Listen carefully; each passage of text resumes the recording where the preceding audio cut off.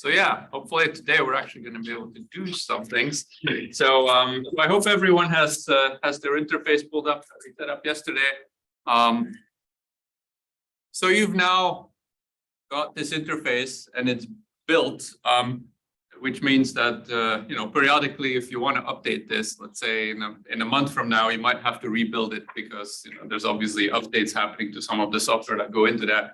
But as long as you don't rebuild it, I think it hopefully should just keep working. So I'm gonna go over this tutorial, sort of setting up the environment, which we've mainly bypassed by using this interface in GitHub. But I do want to go over some of the motivation for why we do this. And there's, you know, you can also find the links to these tutorials on the Indigo page, at least for the yesterday's session. I didn't copy over all of the links to today's session. So then you can also pull that up in a different browser window and then copy and paste commands as needed from there. So we call this interface EIC shell, mainly for maybe somewhat historical reasons. It's sort of the environment shell that all of the EIC programming, running simulations and so happens in. It's what we run full simulation campaigns in, and it's what is used for running Jupyter notebooks in. It's what is used for development, and it's used what is used for production. Now, because of the large collaboration in EIC, the EPIC collaboration, it makes sense for everyone to sort of be in a similar environment, which is why we have it. Let me go to the next slide because it's actually not all that useful. So why do we have this standard environment? In part, it's because if we are using this modular software toolkit with lots of different components in it. So if you really wanted to install it all on your own system, you'd probably spend a couple of days just installing different packages, other packages, installing Pythia 8 and installing DPMJet and installing DN4 and installing root and installing ACTS and installing ED4F. You get the picture. You don't want to do that all the time. And in particular, it's also something that never ends because these packages get updated, stuff gets changed. And so what we do with EIC shell is sort of provide a curated environment that works and that we support, that we can use to verify if you have a bug or so, that we can reproduce in there. The other reason why we use this is that it's a little bit more modern than some of the software that's available at National Lab. If you were to go to a Brookhaven National Lab cluster or a Jefferson Lab cluster, the compilers are probably from 5 to 8 years ago. The operating system is a long-term support operating system that is also not necessarily focused on the next 10 years, more on the past 10 years. And that makes sense for those environments. But for our software, in many cases, we do rely on modern software practices, and that means C++ standard 21, which came out in 2021. And so that's relatively recent. It means that compilers are fairly recent as well. It also means that underlying dependencies like ACTS, which we use for tracking, are modern and depend on that. So we're using versions of ACTS that came out maybe, I don't know, 5-6 months ago. And so keeping up to date is a little bit of a hassle if you have to take care of that yourself. We have all of the automatic tools in place to do that and build the EIC shell environment. Now, you don't have to use the EIC shell environment, and you certainly don't have to use it in the browser here. And for many of you, it's probably going to be easier if you continue this to not always run this in the browser. If you want to run large simulation campaigns, or if you want to run studies on your cluster at your institution or at JLab or BNL, then you'll probably use Singularity or Docker as a way to interface to this. That's what the rest of this page is explaining how to do. So we're now going to bypass that because we have everything running in the browser already. So we don't need to do any of this setting up EIC shell, none of these commands are necessary because everything's already running because we run it on GitHub. We can immediately go on to the next steps. But if you were to want to run this outside of the browser on a large computer system, then you would want to go through the next steps. And of course, you can avoid using all of this entirely as well. Why would you want to do that? There are valid use cases. So this EIC shell environment doesn't have all of the debugging features that you would maybe want, maybe need in software that you're using. So let's say you're writing some simulation or reconstruction code and you want to use a version of Gen 4 that prints out more debugging information. Well, that's going to be hard to do inside this curated environment. So that's one potential reason why you would want to replicate all of this on your own outside of this EIC shell environment. But it's going to take a little bit of time. Well, compiling Gen 4 is going to take a little bit of time to begin with. It's going to take 4 hours or so. And you're a little bit on your own because then it's harder for us to really support that. Okay. So that's the environment that we're in here. I'm going to skip all of this because that's all relevant to BNL, JLab systems or other high performance computing systems. And I'm going to go to this part here. Where in this EIC shell environment, because that's where we get back on sort of the common track. Once we're inside this environment. So you're inside this environment. It's a Linux system. It's a Linux container. It's based on Debian. So it's been a while since we were at the level where that mattered. So I had to think for a moment there. It's based on Debian. And so if I go, I hope everyone is at least somewhat familiar with navigating in Linux directories. Just by a show of hands, who is familiar with that? Most people. Okay, some people who are not raising their hands. So I'm going to use primarily a couple of commands. ls for listing what is in the current directory. cd for changing directories. Change directory. And then I have to give it a directory. Anything that starts with a slash is going to be a directory. Anything that has slashes in it is a directory. So I can go, for example, I'm simplifying here because I wasn't going to give a bash shell tutorial. So I'm going to go to this directory user local. And I'm going to look with ls listing what's in this user local directory. For those of you familiar with Linux systems, that's a directory that's typically going to be relatively empty unless you've installed custom software in there that didn't come with the operating system. So if it didn't come with Debian, then it would be in there. So everything in there is all of the stuff we installed. There's those 30 additional packages, all of their dependencies, everything that is necessary for our EIC software. Now you see a whole bunch of other directories here. All the ones that end with a slash are directories. The ones that end with an @ sign are links. And then there's some regular files in here. Most of that is not necessarily all that relevant. I'm going to go into this bin directory, which is where binary commands are going to be located. And I took another listing with ls. And you see there's lots of commands installed here that are all accessible as part of EIC shell. Now, most of these you're not actually going to need ever because they're not necessarily commands that you want to run individually. But some of them you will use. For those of you familiar with add is something that comes with root. We've got some, where was it here? Geo display and geo converter. That's something else we might want to use for converting geometries defined in DD4H. Okay. So how's that going? Everyone kind of figure out how to navigate around there? Okay.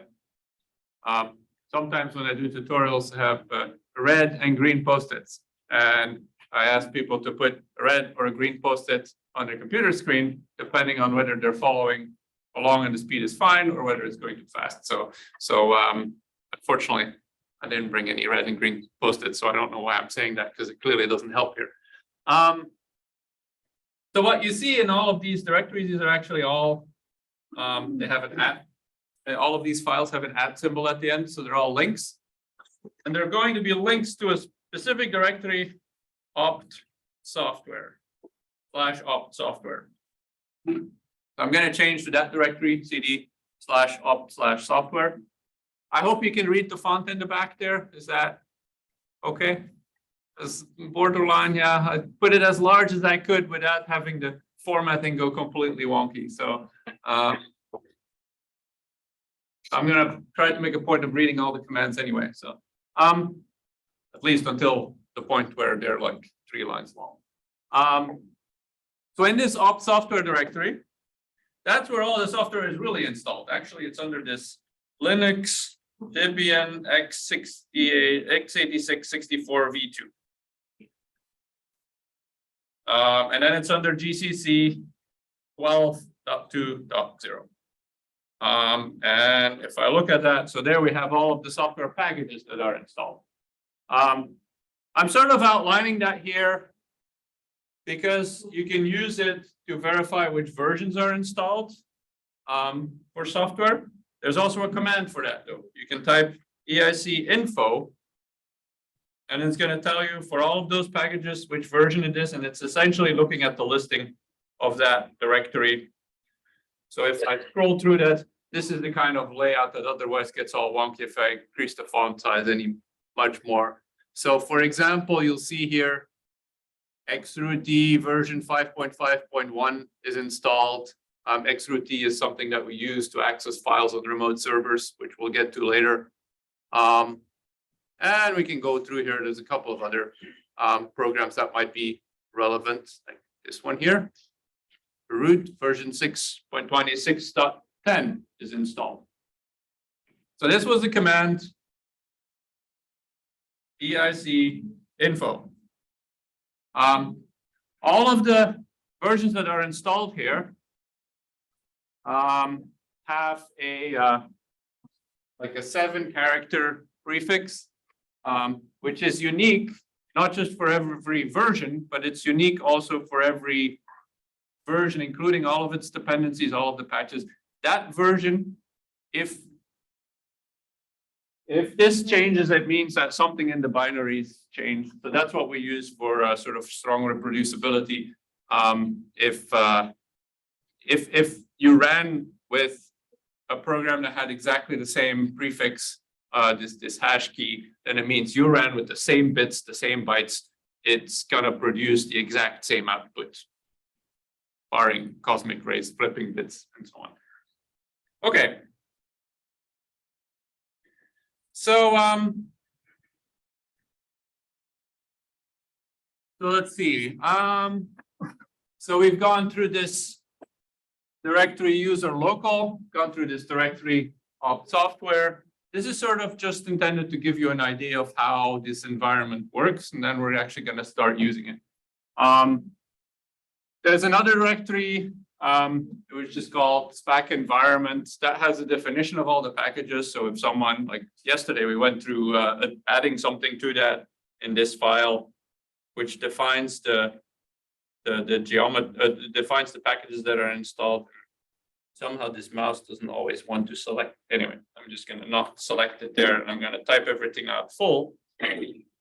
So I can look at, I'm just going to do cat opt. No, I'm going to use vi. Opt spec environment spec.yaml. No, it's actually not there anymore. There's a def now. That's it. Okay. And that includes all the definitions of the versions that we actually want in there. So yesterday, for example, we went through this exercise of adding cernlib to it and LHC PDF, and so they should appear in there probably by tomorrow or so. I didn't, if I rebuilt this this container now, it would actually already show up now. And I'm going to exit VI with :Q. Also isn't supposed to be a training on VI Remax. Okay. One command I had you try out to verify that you're in the right environment yesterday was ddzip, right? ddzip. That's what we use in DD4HEP to run simulations. So we can look at whether exists this command. So when it's indeed there, so that indicates that we're in the right environment, in the right container. There's a command which we can prefix to anything that we can run that will tell us where this ddsim command is actually located, and it should be located in this user local directory over here. User local bin ddsim, so that's as we expect. Okay, so I'm going to give you a minute or so to look through this exercise. Most of this we've done interactively, but you can use this to sort of look around in this container a little bit, or catch up on some of these commands, maybe ask some questions. I'm just going to walk around once around the room to make sure everyone's able to catch up. Okay. Yeah.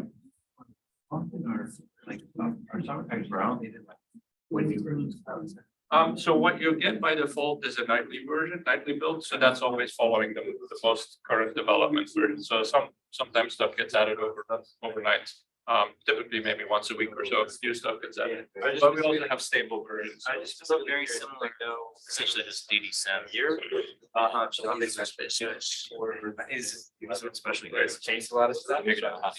Yeah, well, we only changed those big changes only when everything is working really. Like it's fine. Everyone okay here? if you swap out the inverters, like Let's try to enter. Yeah, so this you don't have to do because you're already in there. This is if you want to install this on the VNL or data. So you are installed. So you can skip that section. Yes. turn them down here. Yeah. So that's considered out the inverter. How do you get it to these? So I just have two browsers next to each other. I just carefully transition and resize them. Okay, everyone good here? By zero.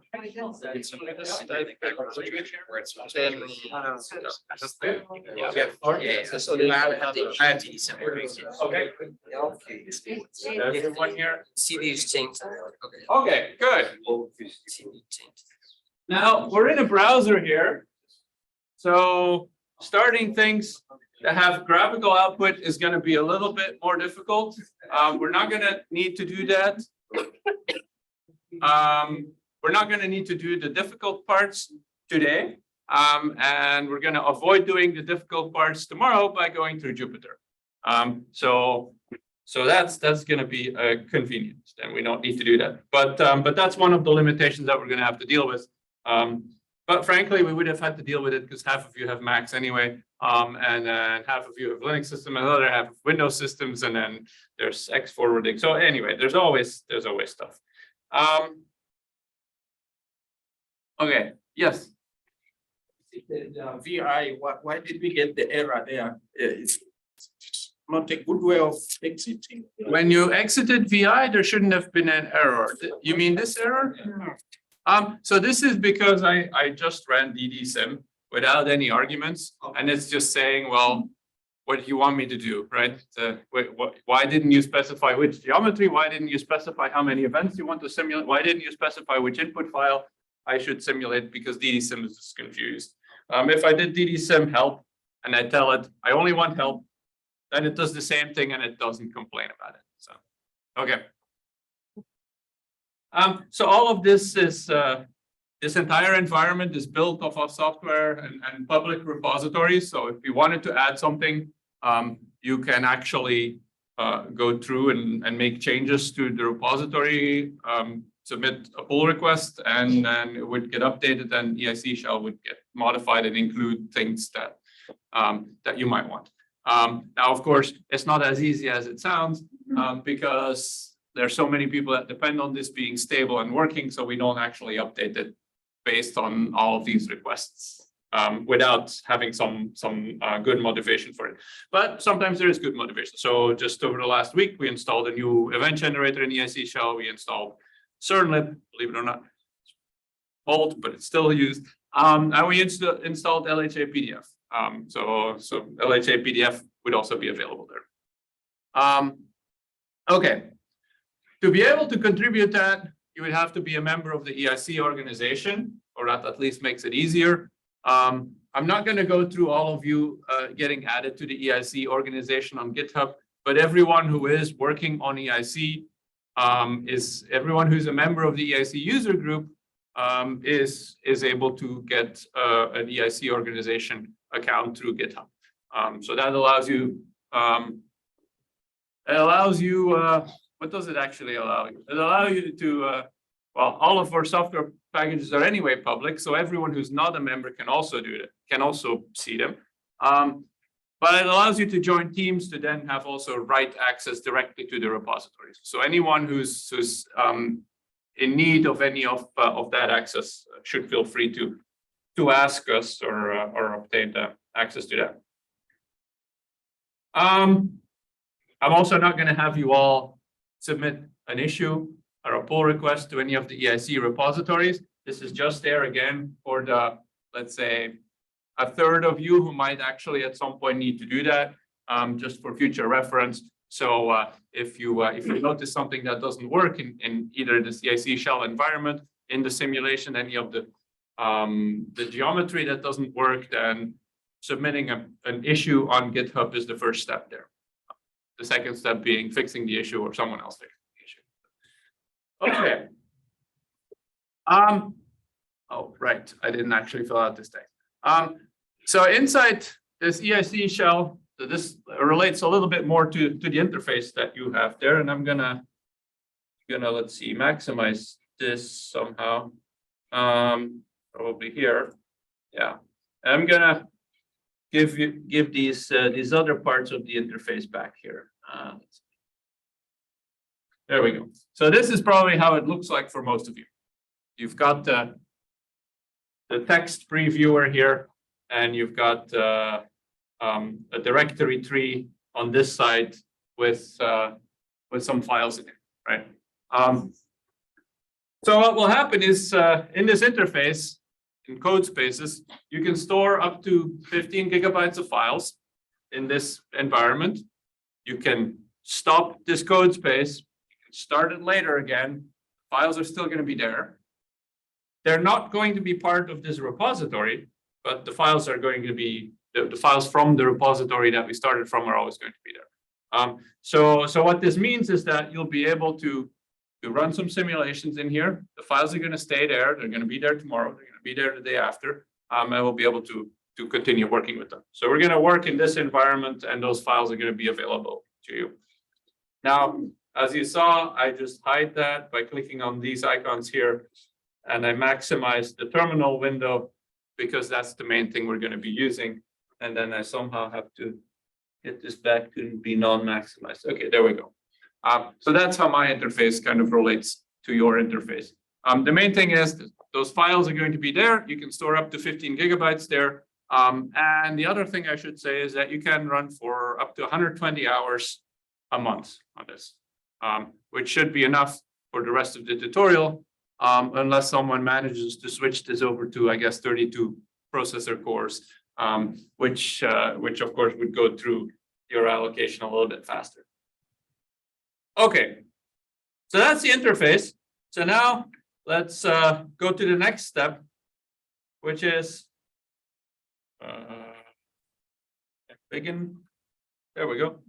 Which is about geometry development. So this is the first step for most of the simulations in EIC. Is going to be defining the detector and its geometry in for use in simulations. And I mentioned yesterday that we're using DD4HEP as a geometry definition language. We already looked at this ddsim command that comes with DD4HEP. So that's what we're using for defining the geometry. So what will be done with that geometry is it will be used as a basis for simulating sample events through the detector geometry, looking what signal they leave in each detector. And that will then form the basis for reconstruction, where we again need to access the geometry to figure out whether those hits that we see in certain detectors and which position in space do they actually correspond to, based on where that detector is positioned. I think that will make a lot more sense once we get through some of these materials here. So I'm not going to go through the setup because that's the same thing that we just did. I'm going to go through geometry definition. So the geometry is there's a number of predefined geometries that are already loaded in this EIC shell environment. So that's the ones we're going to start from, because that means we don't actually have to start from scratch. So those are located in a directory opt detectors. Opt detector. Sorry about that. We have not always stuck to the plural versus singular standards that we should. In that directory, you'll see there's a number of different versions of the EPIC geometry that are stored there. What we typically do is we have one version that's written every night based on the current latest definitions of the geometry. So if someone yesterday decided that they actually want to change the tracking detector pixel size to 20 microns from 10 microns, that would be in there today. The other versions are based on year and month, and then a sequential number. So EPIC 22.12.0 was the first geometry release in December last year. So that allows you to go back to a specific fixed version of the geometry. We're just going to use this nightly version, which is the current most up-to-date version of the EPIC detector. For those of you who might be interested in geometries for the second IR, these geometries are easy to add. For the second detector, second interaction region at IP8, we could easily have a space for that as well. So that would be a place for a second detector to plug into. And in fact, even other detectors might be able to add there. So these are all relatively small directories that can be extended. So you see there's also this is EPIC Nightly. So we're going to look into this EPIC Nightly directory. So I'm going to go into EPIC Nightly with CD and look there. I can also do this ls-1 to put everything in one column. So you see there's a setup script which we can use to load that specific geometry. If I do source, which loads a script into the environment. If I do source setup.sh, then it doesn't produce any output, but it loads the environment variables from that setup script into my environment. I can look at this setup script and you'll see, again, I looked at this with VI. So it sets a number of versions, a number of directories. And it also changes in some cases to not here the prompt to display nightly. So right now, our detector or EPIC Nightly version of the geometry is loaded, or at least the variables are set in such a way that we'll be able to use this for simulations. There's another there's another setup script that's one level higher that was in the directory with all of the different versions, and that setup script just calls the nightly version.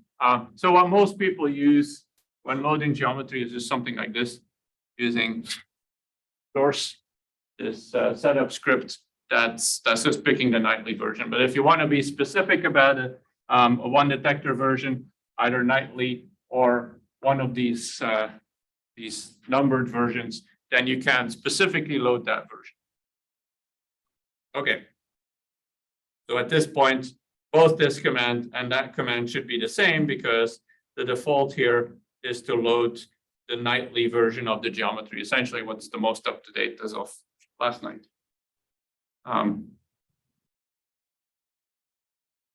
Okay. So I'm going to open with VI this setup script again, and actually I'm going to open the one in opt detector epic nightly. And so this defines a number of different variables. Detector indicates that this is the epic experiment that we're looking at. Detector version is the version. It's out of order actually here. Detector version is the main branch in the geometry. That's what we get from a nightly version. Config is also set to epic. That's what allows us to pick specific detector configurations. So it is sometimes useful within the epic detector to only look at tracking detectors, to only look at colorimeters, to only look at PID detectors. So that allows us to pick just one of those subsystems. In this case, it's set by default to the entire experiment. And then it points to a path, a directory where all of the detailed geometry files are stored. It sets a couple of other library files, and then it sets the prompt. So let's look at, yeah, and for older versions, there was something else there, which you might still see for some of these December versions of December last year. So beamline, specific beamline configuration. If you want to look at a specific environment variable, you can always use echo. So if you do echo detector config, that should, what should that write here?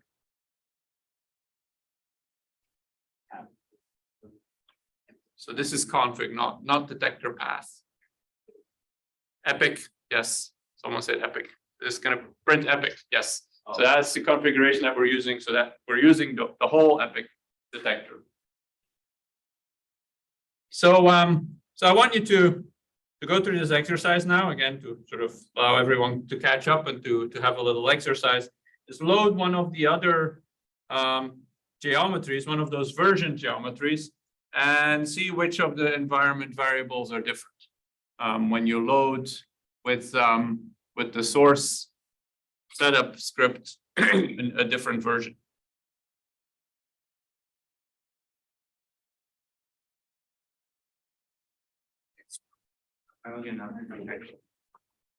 You don't?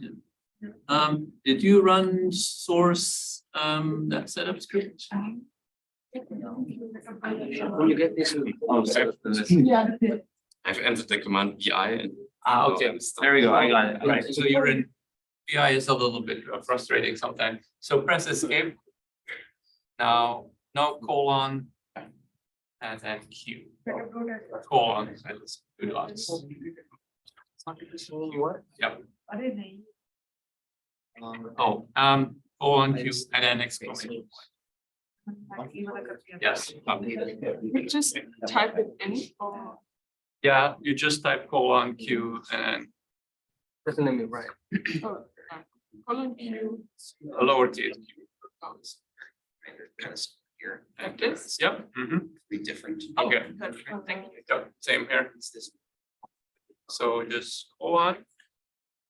Yeah. So colon shift on. Now press escape again. Yeah. Okay, now should do like colon. That's similar. Oh, so, Looking at this. Oh, Data on for what that is, you're just looking at those. Yeah, and now Q, which should be lowercase. Okay. That should be split. Yeah, you can, yeah, but okay. I know PI is not the easiest, but okay.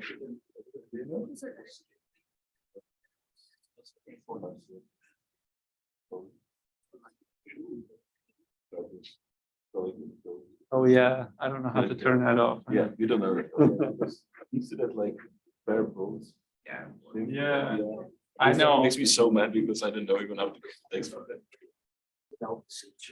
Yeah, copy paste really is affected by it. This actually detector. So this would run it if it was possible to run it. Here we have in this case, here is source. The source setup that is sort of like the top line on the right there. Without CD. Okay.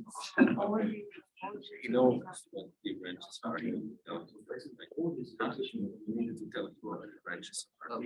No, T branches is just a root thing, and so it knows roots. You're also stuck in VI, right? Okay. So press one. I mean, honestly, I forget. Just one. You can delete one. So How do you verify that client? I at least use. Okay, I'm trying it again. And that was client and it's variables. It'll just print out. Right,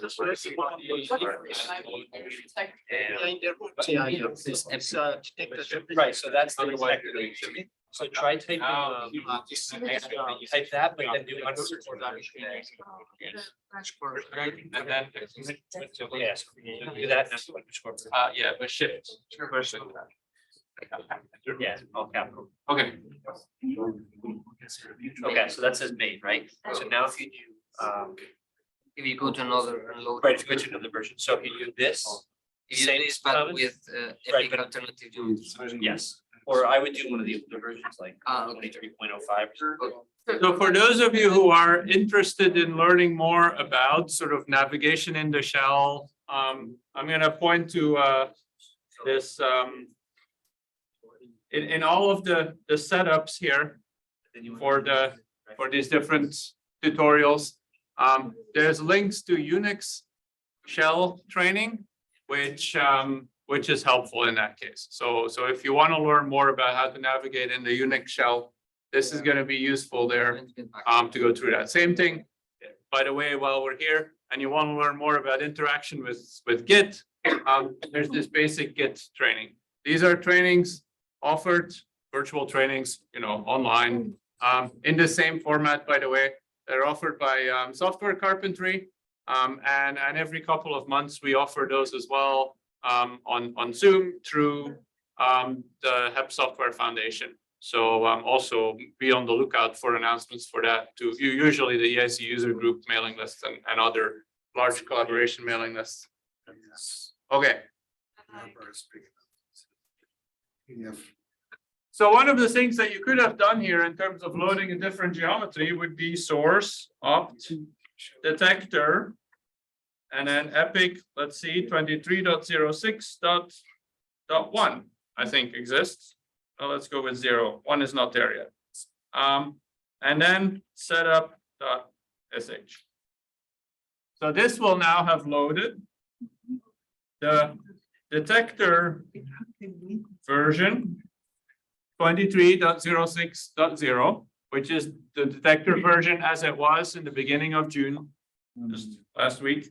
And it would have still set detector config to epic. It still defaults to the entire experiment, and detector itself is still epic, and all of these things are similar.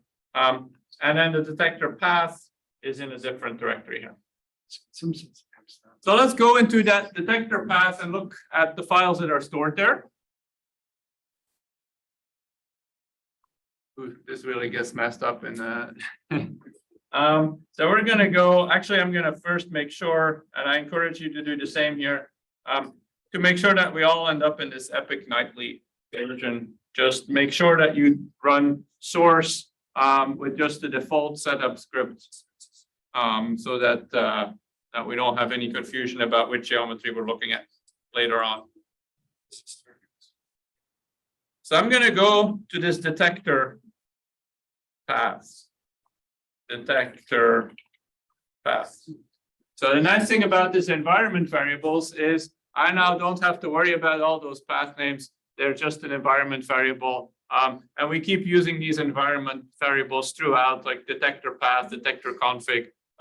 just because it avoids having to type different commands all the time. And the only thing you need to do is change the setup script.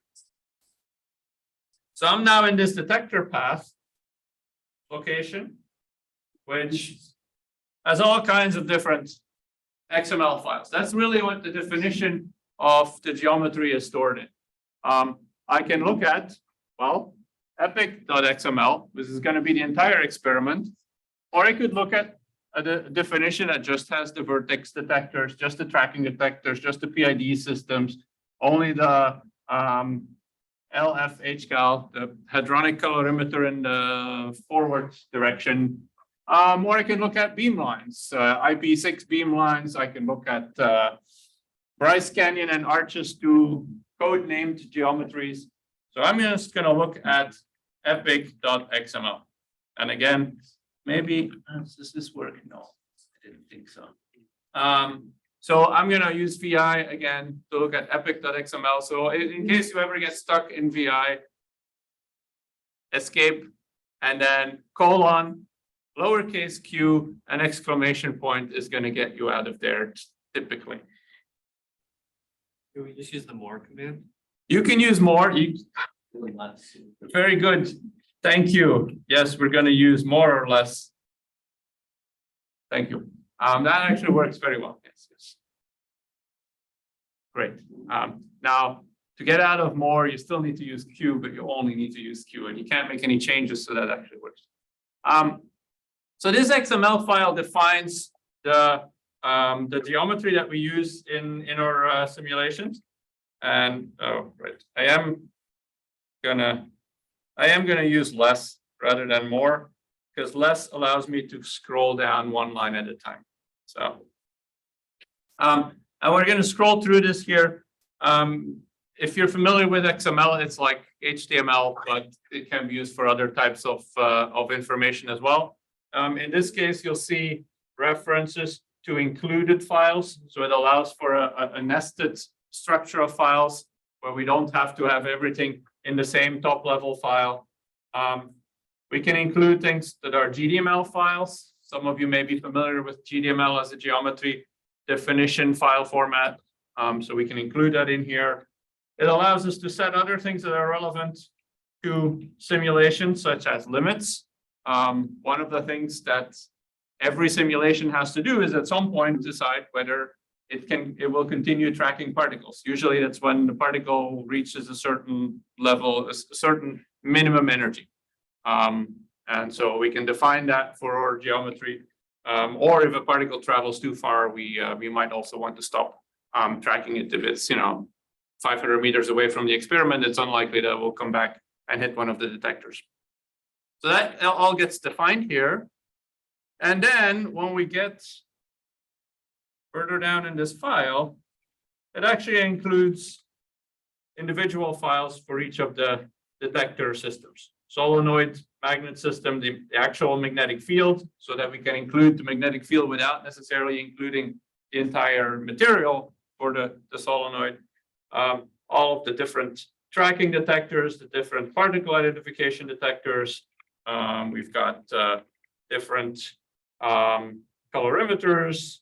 We've got those are electromagnetic colorimeters. These are hadronic colorimeters, and then beam pipes, far forward region, and a far backward region. I assume that John has given a good overview of those different regions in last week's talks. So our detector is built up as an onion with tracking detectors at the center, electromagnetic colorimeters, tracking detectors at the center, PID detectors right around that, electromagnetic colorimeter around that, and then hadronic colorimeter around that. And the magnet is sort of squished between the electromagnetic and the hadronic colorimeter. And in addition to that, we have sort of 50 meters to 100 meters of far forward stuff on one side and 50 to 100 meters of far backward stuff on the other side. That is to detect particles that are scattered under very small angles. That is very important in the case of VIC because we want to see, for example, fragments of the scattering reactions, which go in those in the directions that are essentially unchanged or nearly unchanged compared to the incoming beam directions. Okay. So let's look. I'm going to scroll down a little bit here. So yeah, here I actually suggested to use less to look at that file. So should have done that right from the start here.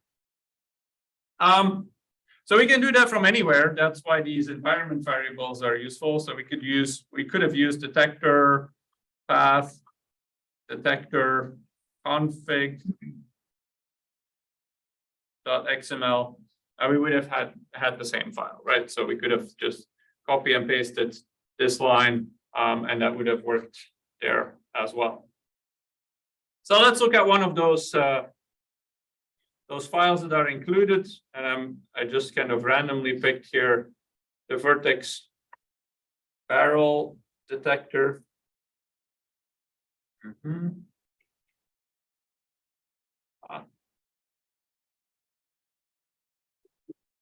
I see. There we go.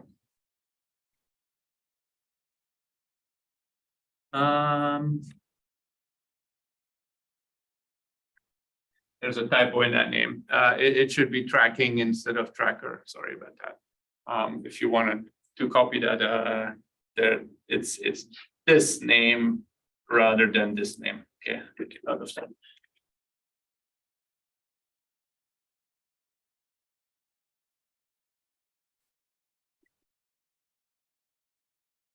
So if we look at that file, and let me temporarily go here again to full screen so that it aligns the text a little bit better. This is where it actually defines the details of the vertex barrel detector. It says what the sensor thickness is. It indicates which position it's located at, which radius, what are the different layers, what's the geometry, essentially. Defined in XML, it allows us to make changes easily without having to know C++. Although, to be fair, someone has to write some code to support reading in this XML file. That's what DD4HEP is useful for. It's to sort of separate the information, the definitions of distances and variables and all that from what is actually being done with that, the procedures. So one person or only a few people need to necessarily know the way things are interacting with each other in that C++ code. But detector developers can just make changes to this XML file, which is a lot more user-friendly. So we'll go through that, and you'll see that there are things here where detectors are defined and they're given dimensions, and it's being told that this is a tracker in the barrel, and there's different modules, and you'll see that some things are set to be sensitive and they're made out of silicon. And so this is where we can easily change things to, if we want to add additional layers that are in silicon but that are carbon fiber to represent some support material, then this is where we would make those changes. And those are studies that people can do without having to recompile everything inside this environment. I'm going to scroll to the bottom of this. It also includes a readout definition, which is what the hits in these detectors will come back as in the output root files after simulation. So if we are interested in the vertex barrel detector, we would look in this for this vertex barrel hits collection. So we'll have a bunch of hits in each of those in that collection for each of the events. In this case, for a vertex barrel detector, we have a pixel size that's 20 microns by 20 microns, or 0.020 millimeters. So it will actually give each hit a specific pixel where that hit happens. So, and that's something, again, that we're going to come back to later. Okay. Let me unmaximize this again here. Okay. So we've sort of seen the definitions here. We've seen the detector definition. And then we've looked at the readout field. Now, I want you all to go and look for one of those detectors that are included in this detector config. So maybe you're interested in the imaging colorimeter, then you would look at the barrel interlayers of XML. Maybe you don't necessarily care about any particular detector. You can just pick one of the files. And I want you to go and look up that readout field to figure out where the hits are going to be stored. Identify that location. So then later, when we run a simulation, you can actually look at the hits that are produced in there. Okay. So I'm going to walk around again. So around this way.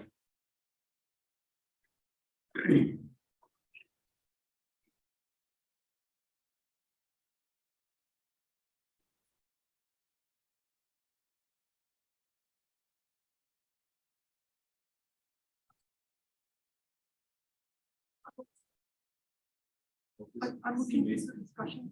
Are they not being updated on the article? Or maybe they're included in the correction.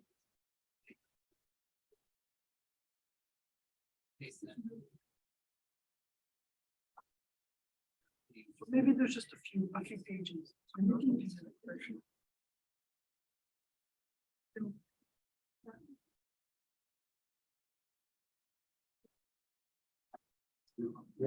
Yeah, I am two pages. Yes. You can also do some tricks with these. Don't are something else because you set it up. Evening. It's problem is with all of this, if you run this in singularity, the vim that are the .mrc file is the one that's in your home directory, so we don't even have access to it. No, mine is cool. That's very helpful.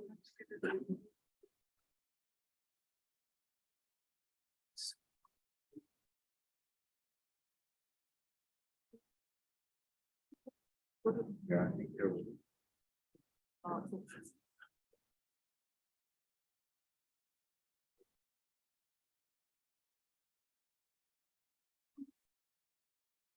Oh.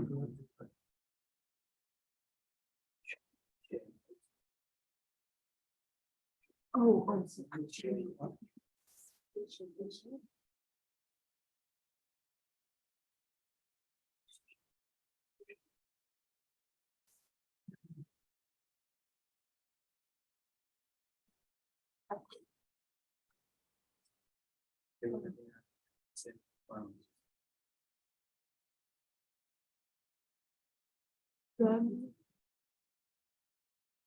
I think we have to go to this class and somehow get them on. Okay, anyone have a readout collection that they're interested in from their detector? Like to read it out. Well, so similar to that vertex barrel hits that we had here at the bottom, right? We had vertex barrel hits. That was the readout name. That's where the hits are going to be stored from the vertex barrel detector. So, what corresponds to the collection where the hits will be stored for the detector that you picked? Well, I was looking at several. I could pick back up, but so one specific one would be the epic inner detector. Mm-hmm. 1 second.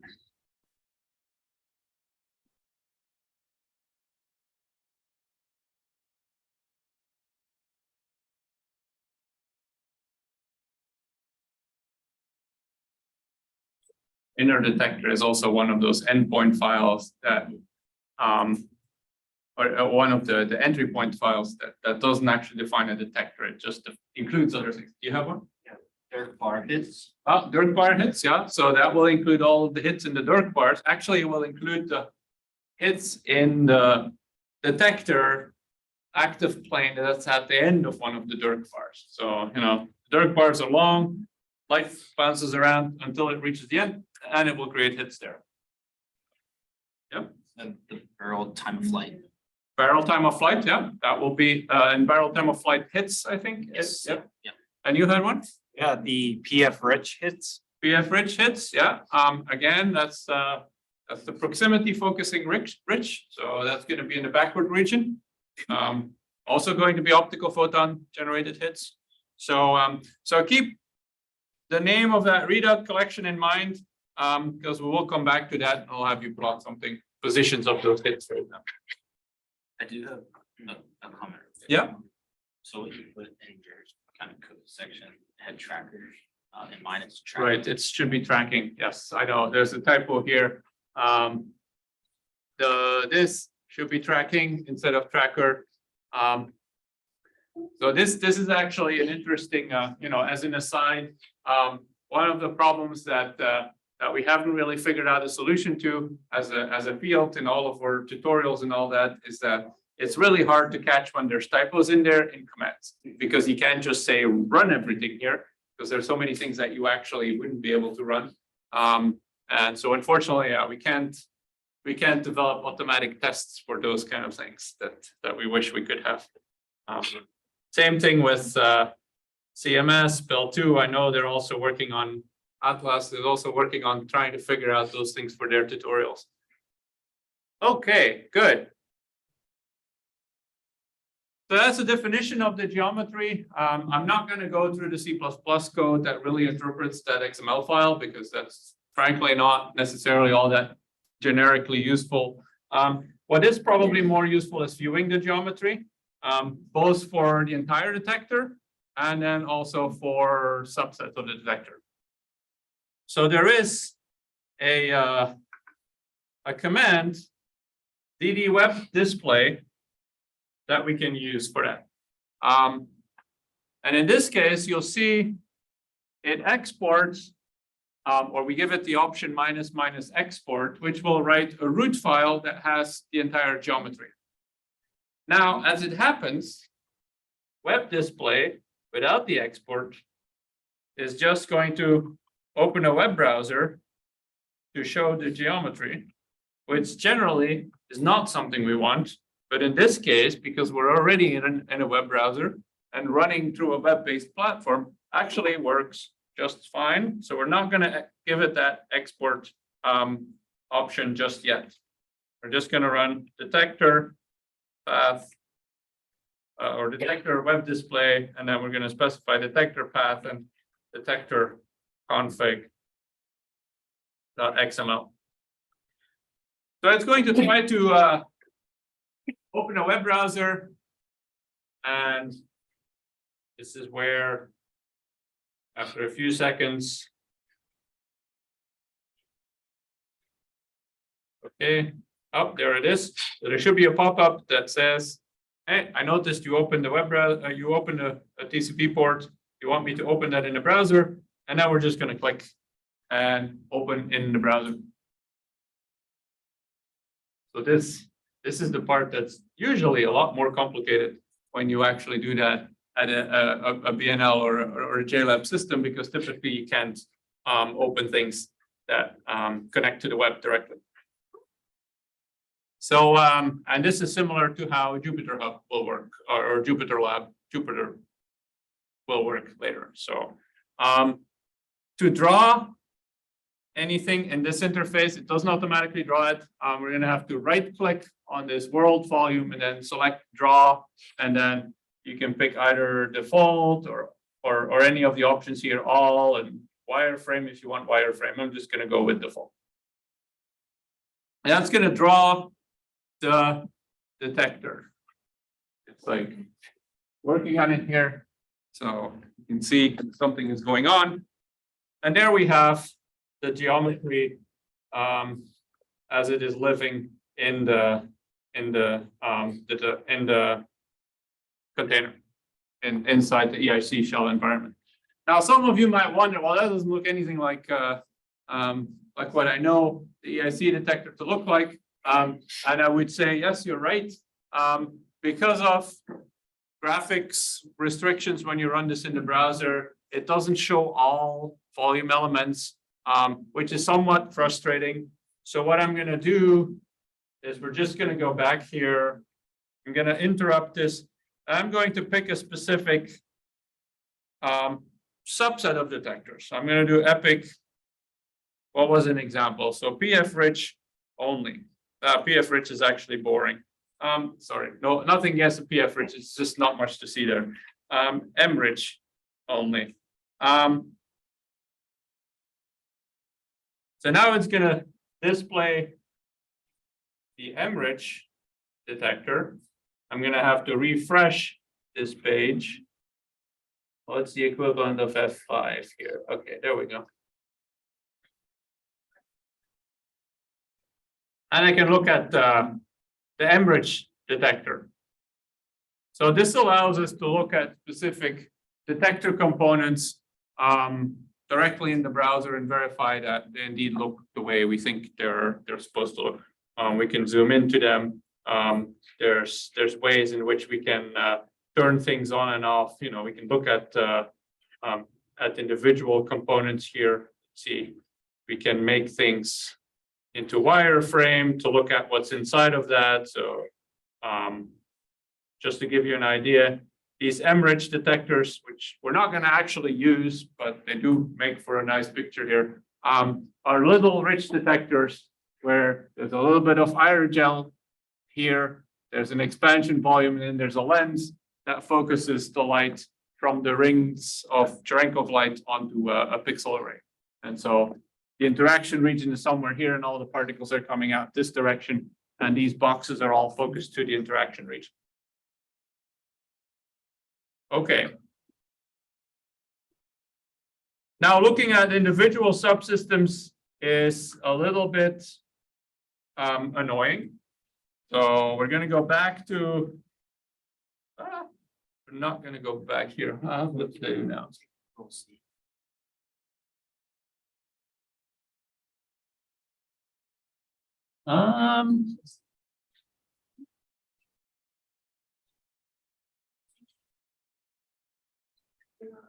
Can you the other window?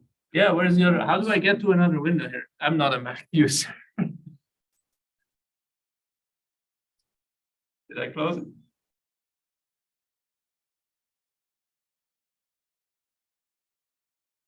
Oh, Safari is the third. There it is. Okay. It was because it was in full screen probably. Just yeah, out of full screen is great. Yeah, thanks. This is that's typical, right? You do a tutorial and then have to have someone help you figure out how to get the window back.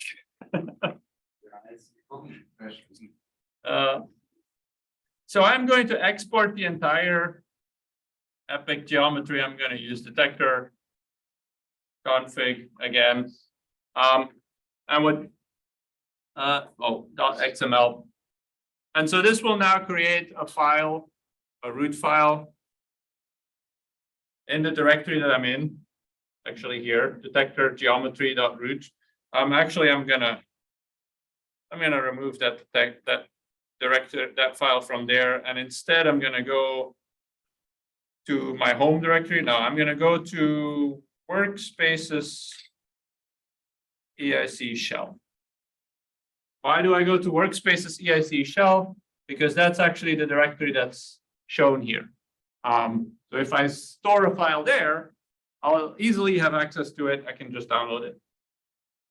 So I'm gonna rerun this export command right here. And there we have, where is it? Detector geometry root. And I can download that file, and I could inspect it locally on my own computer. Yeah. Yes, try to work on it. There's a segmentation fault whenever you're trying to know that it could be. A segmentation fault. And that is on your roots. Yeah, so running OpenGL accelerated code in containers for visualizing this is not easy. You know, from an infrastructure point of view, because the container doesn't know what graphics card you have, and in particular for integrated graphics cards on laptops, it often fails. So that's why I'm trying to avoid going through this step that does this. I would only recommend this if you are really in a local installation that doesn't go through a container. Is there a reason why the container can't have access to your graphics card? it can have access to your graphics card, but it doesn't always work as well. The next version of root does significantly better. Okay. Is if that is any relief. Yes. So I am going to download this this file here just to show you. Let's see. We want to allow downloads. Yes, we're going to allow downloads. And this will be interesting because now I have to figure out how to where that file is stored, I guess. Download it on this computer. Yeah, it's downloaded here. It's okay. I'll figure out where it is. Here. Let's see. Data opened. There it is. Okay, good. So that's a 4 megabyte root file. And we're actually going to open that in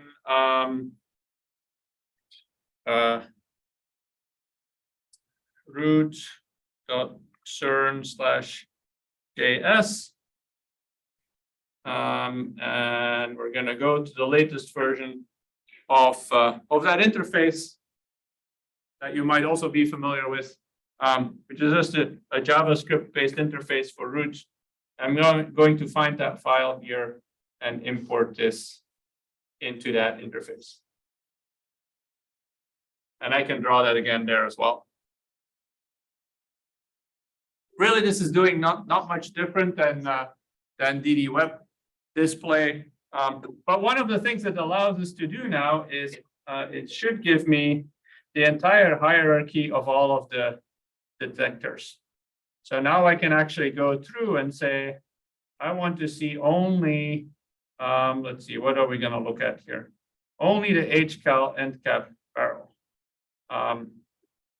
which looks like this. Most of the detectors don't actually look all that exciting in simulation because they're always implemented as disks or barrels or something. Yeah. The URL to display this. So this is roots.cern/js. So it's the JavaScript interface to root, which I'm sure everyone will be seeing a lot more of in the next couple of years because root is really trying to integrate that with a lot of the, oh yeah, it's tiny font, I'm sure. Latest, yeah. But you can open this in a local version of root as well. We can look at a couple of other detectors here. The sci-fi barrel, or sorry, here the imaging barrel detector, which, you know, as I mentioned, detectors don't always look very exciting in these visualizations because they're barrels, and in this case, they're layers. But it gives you an idea of what the detector look like. Okay, let me clean up some of these windows a little bit here. So we visualized the geometry. We're not going to modify the geometry. I'm going to go back to here. We're not going to modify this. We are going to go to one last thing. Well, let's see. Yeah, we're going to go to running simulations with that geometry now. So in particular, we're going to go through two types of simulations, one with single particles and one with, oh, sorry, I need to increase the font here.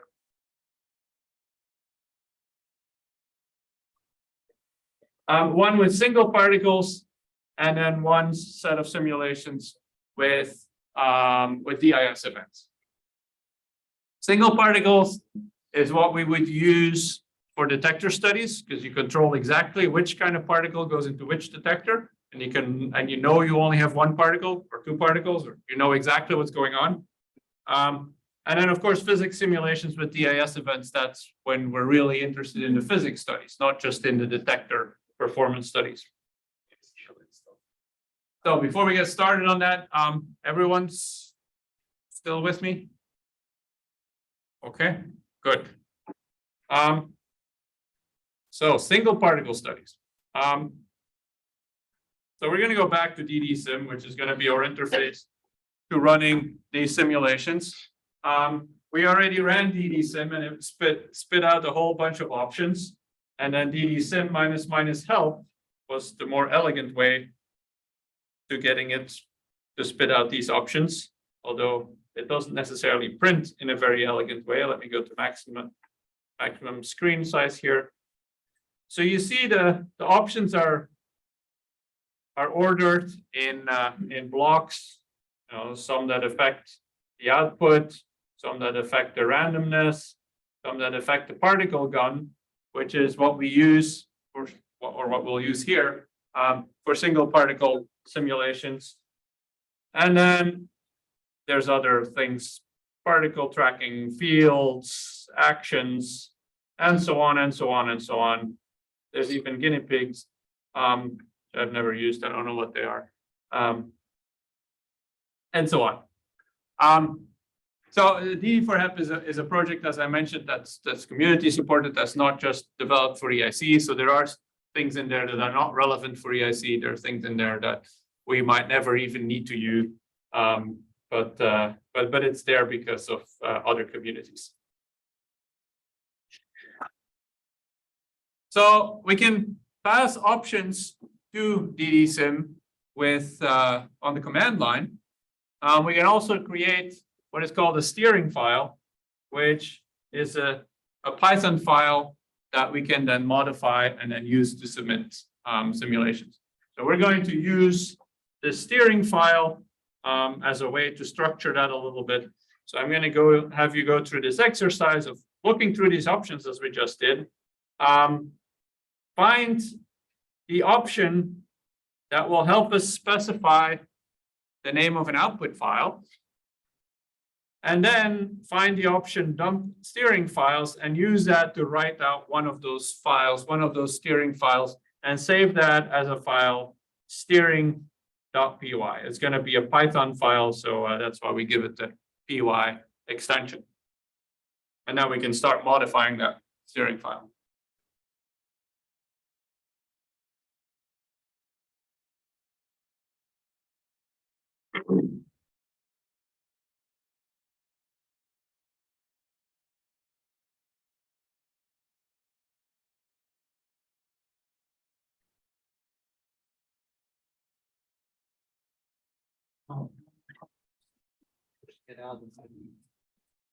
Oh, okay, now you're back.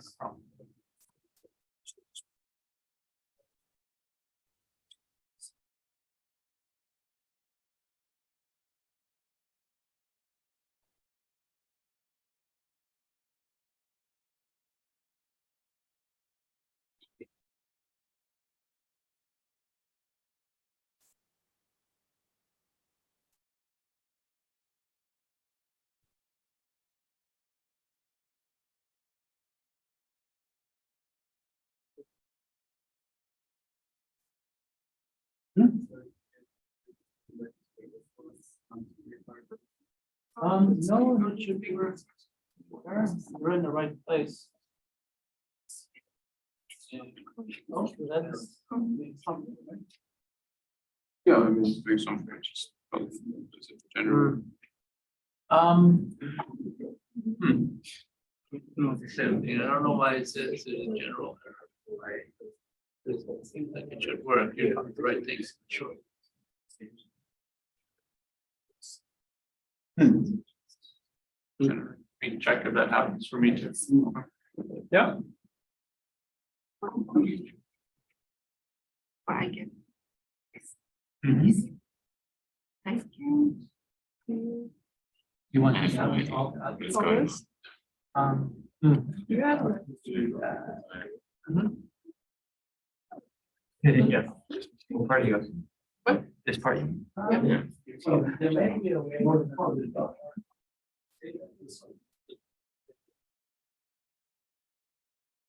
yeah, I don't know what to do. Well, we had to. Basically, close command.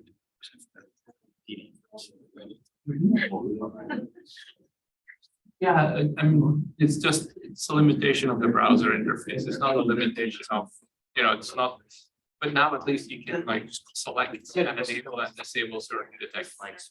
For example, big and only so one which you can't do in the other. If you scroll down. Under there should be like world volume with geometry. Yeah. Yeah, Basically, so if you like right click on, for example, inner MPG minus barrel down, and you draw all the out. And actually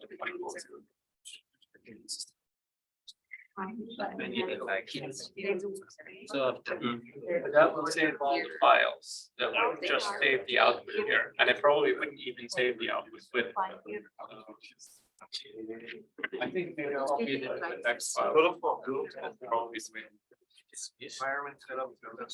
Yes. Okay, we're still working on getting a steering file. I don't know. Find it. So let me go through that here. So if you look under ddsim minus help, was still there, of course, but and we scroll up to the top. There's steering file. There's dump steering file. You did on. It's on. Here it is, dump steering file. And then incidentally, this is where minus output file is located for specifying the output file. So we're going to specify files as edm for hep.root files, which is the extension that we will give them in the data model that we're using. So I'm just going to use ddsim dump steering file, which is interesting. It gives a general error here. Yes. That is not expected. I have to figure out where that happened.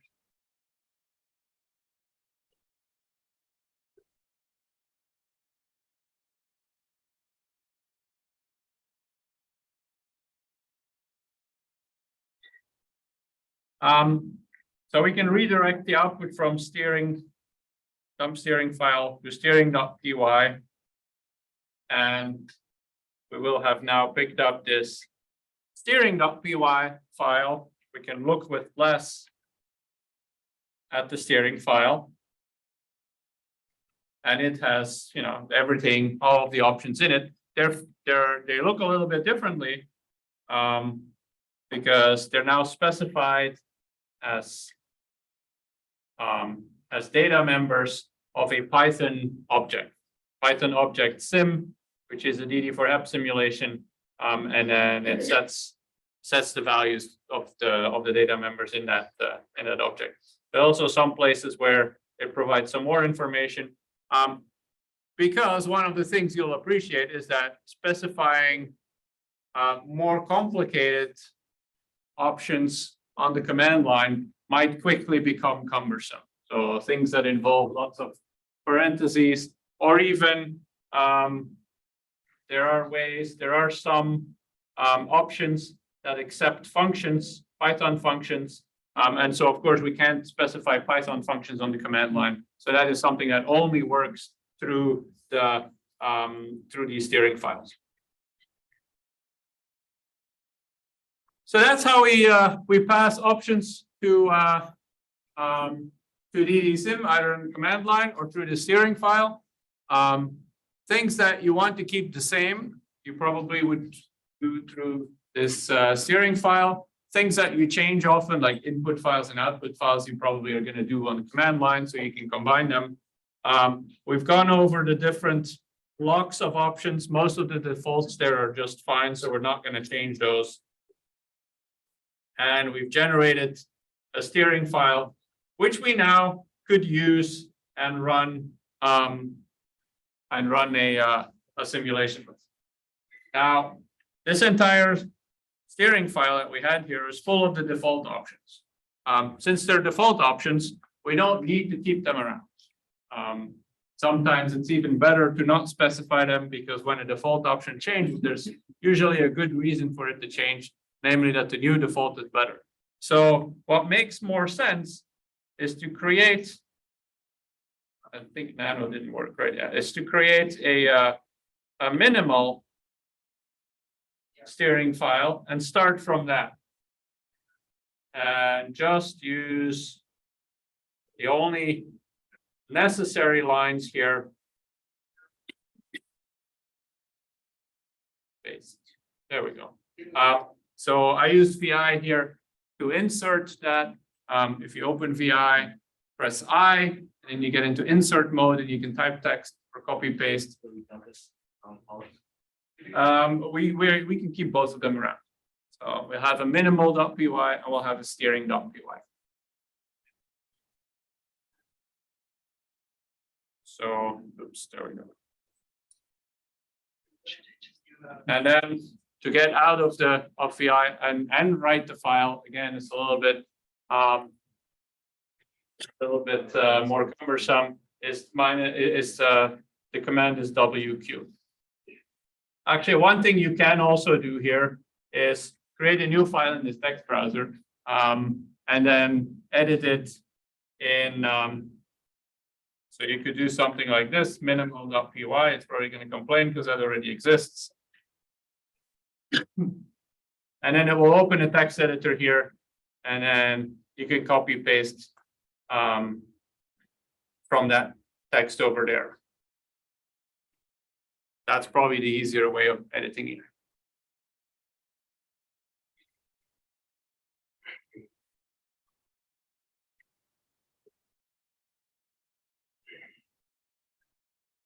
Okay. So with this minimal file, we can now try to run with this steering file. But of course, it's still complaining that it doesn't have some of the other entries. It doesn't have a geometry. It doesn't have any number of events, and it doesn't have input files or a particle gun or any definition for what it should simulate. So what we're going to do next is specify that one by one. So we're going to go through this setup here. Just for completeness, I'm going to make sure to source that detector geometry again. So we're all on the same page here and the same detector geometry source. Then this is our minimal steering file, which of course doesn't do anything. We don't even have to specify it, but we're going to add things to it. We have our geometry that we're going to specify with the ---- compact file option. So we can start with that.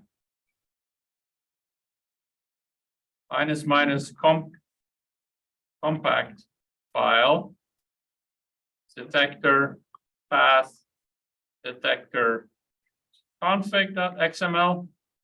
Now that still doesn't work because it wants us to use a number of events, and it wants us to enable a particle gun or some other input for events. So I'm going to specify -G for enable gun and -N10 for 10 events. This is going to be the final command line that is actually going to work, right? I'm going to run this, and you'll see it actually will do something now.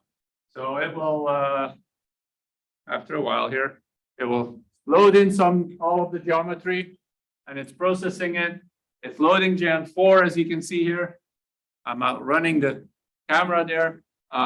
So it's giving me some warning.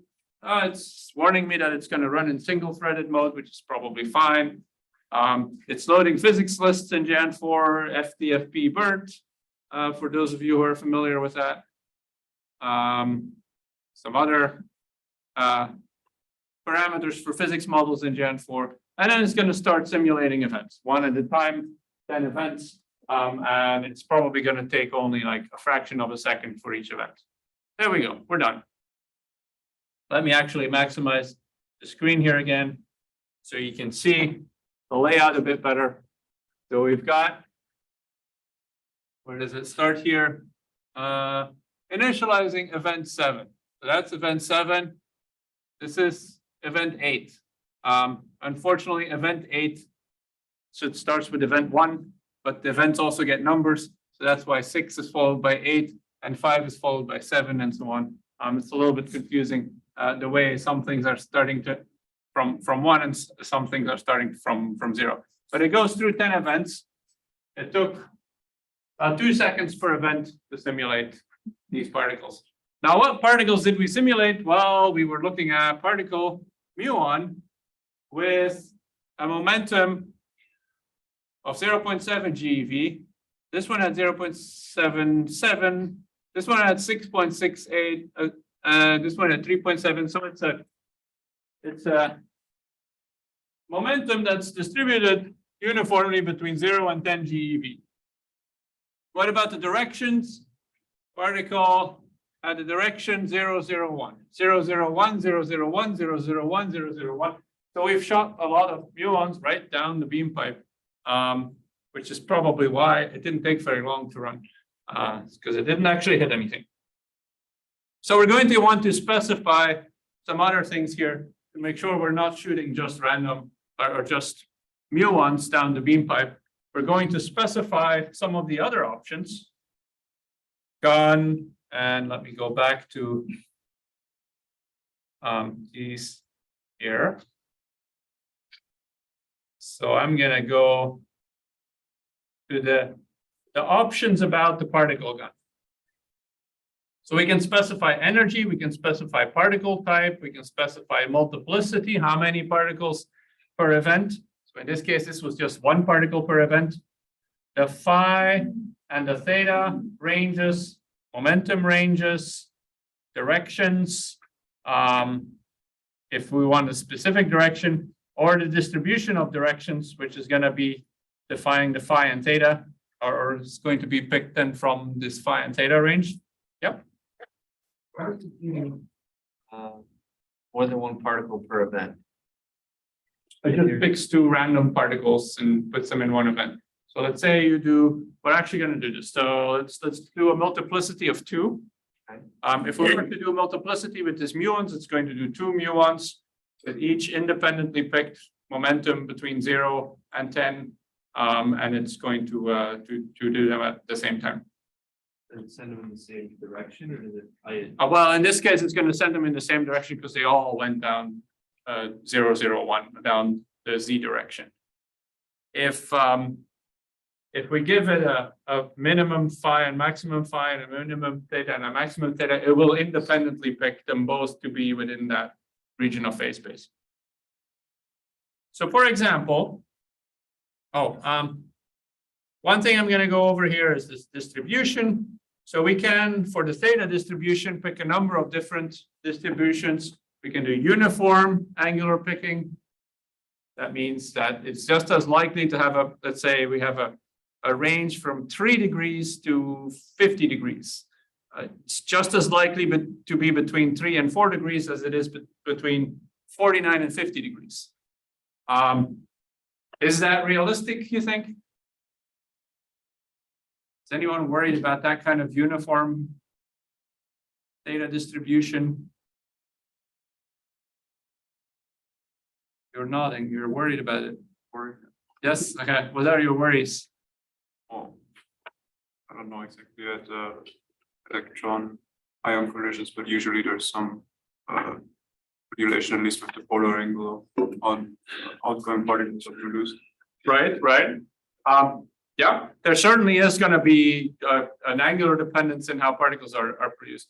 Now, for these particle gun simulations, single particle simulations, we don't typically want to model that dependence.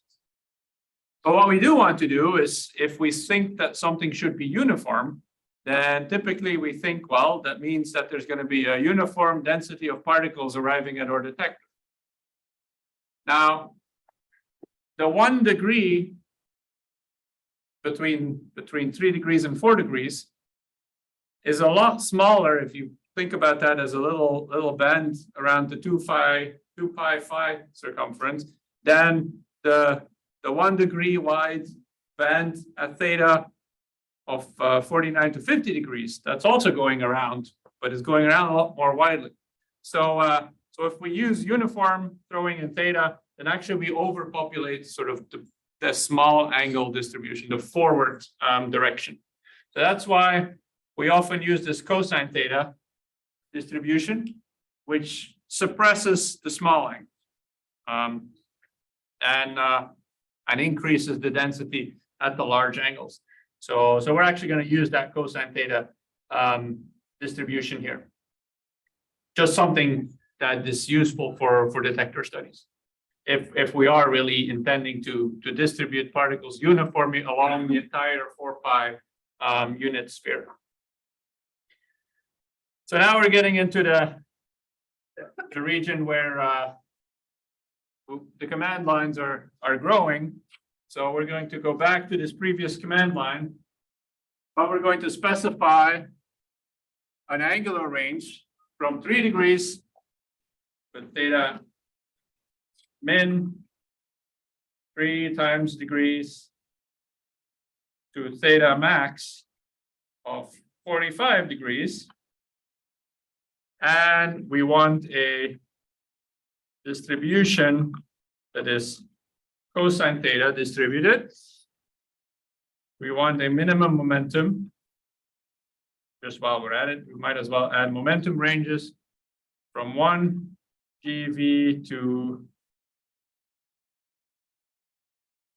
momentum max. That's what did I pick? 10 GeV. And why not? We're going to make these particles pi plus particles. And maybe we can also just add multiplicity to show how this works. We're going to have 2 particles, 2 pions per event. Okay. One thing to keep in mind when you're typing these command lines is it's useful to put quotes around these combinations of values with units, because otherwise anything that has a star in it, your shell might expand it with, you know, the shell often will treat stars as a wildcard character. So that's something that you avoid with the quotes. Yep. Repeat, when we use uniform distribution, then it's uniformly distributed in all phase space, in all angles. Right. Then when you use cosine theta. When you use cosine theta, it's uniformly distributed in all phase space. Mhm. If you use uniform, it's uniform in theta. But that means it's going to be denser in the far forward and the far forward and far backward regions. So Okay. I think if I can quickly pull this up here, Wolfram spherical point picking. There's a little drawing here. So this is what you get in terms of a density distribution for uniform theta. So you get more points that are sort of at the poles here. If you use this cosine theta weighting, the density is actually the same everywhere per surface per unit area. Okay. So here we were. So meanwhile, the simulation is done here. Let me go back to full screen here.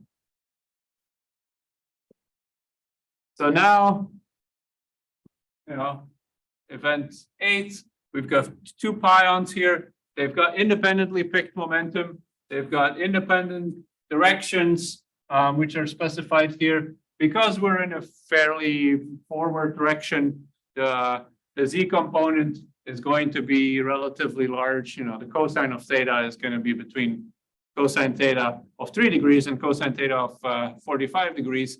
So it's essentially going to be between 0.7 and 0.99 probably. So that all seems to make sense. These components, the x and the y components of the direction, are going to be defined by the phi angle. So we should have more of a, you know, equal number of pluses and minuses there. So all of this seems to make sense. More of this went into the detector, as we can see by the fact that we have now a slightly longer running time per event. So that seems to make sense. Good.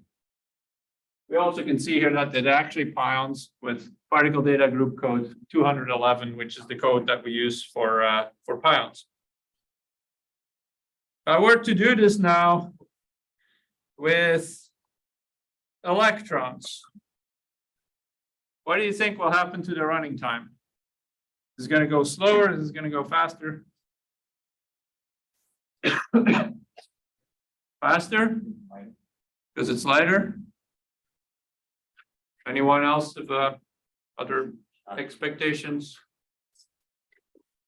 Lower? Why slower? I would expect it to interact more with something like the imaging eval. Yeah, it's going to interact more with not imaging because Oh, we're that's right. probably at the, Nice we're in the math. forward direction, but it's going to interact more with the electromagnetic calorimeters.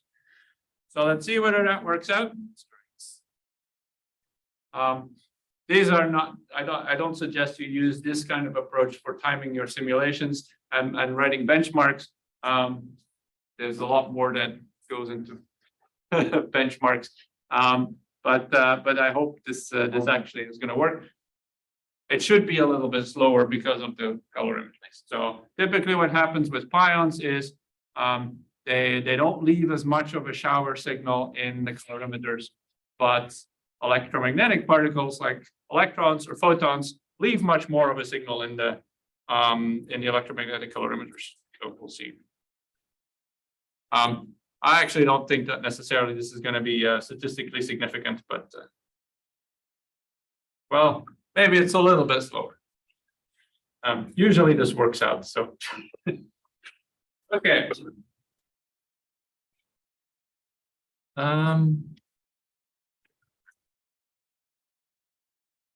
So we've looked at this. We've got our particles.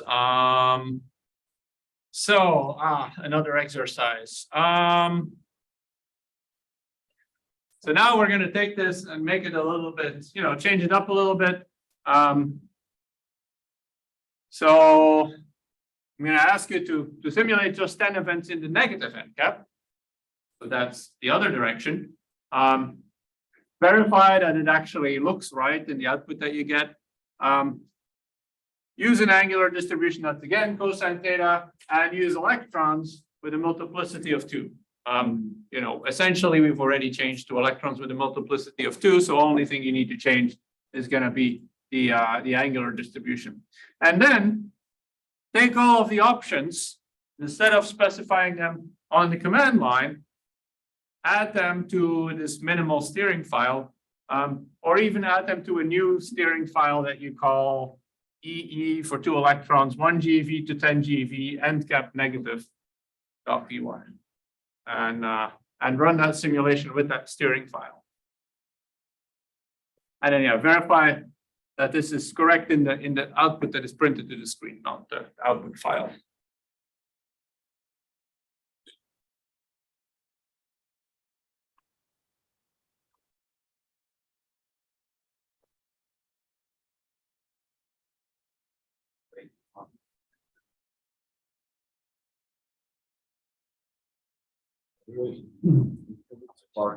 Species for the gun, like is, let's say PDG goes, are PDG goes supported, or do we need to know strengths? I don't know if it actually accepts number. Yeah, you can try. I don't know, but it uses the Jan4 codes, so the Jan4 names. So Okay, that's because that's K on also- plus and K on minus with lowercase k and so. that's the thing, like knowing what is the string value for Right, amazing right, and right. stuff like that.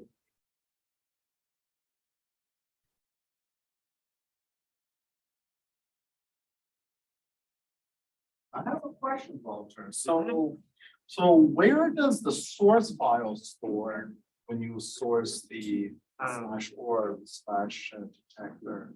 What do you mean, where is it stored? So the compact is stored in the /org/detector/geometry compact. Right, yeah. But what about the SRC file?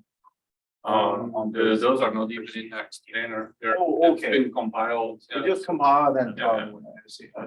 Yeah, It's in the for the compact files, there's also a lib directory. There's a shared library, epic.so. Right. So that means that if one really want to look at, let's say, the ED4 have source code, you really have to go to the GitHub. Yeah, you can do exactly this Uh, with the epic repository. With the same container, the same interface, and then you have all of the source code. So that's one way. But yes. Yeah, I just had a question asked to me. The guy And you can wanted get to- clone into this. Right. So he just wanna modify some aspect. Top. He's asking where, Right. So that'd be an epic repository. yeah, that has to be on.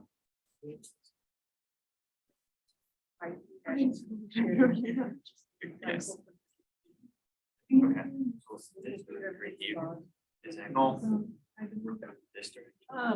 It's one of the options. It's, I'll talk about it.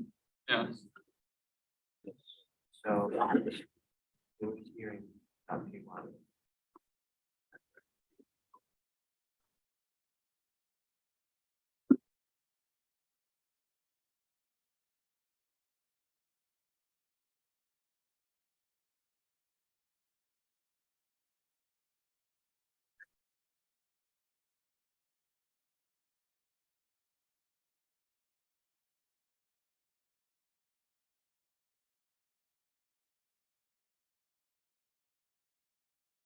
Then the downstairs file.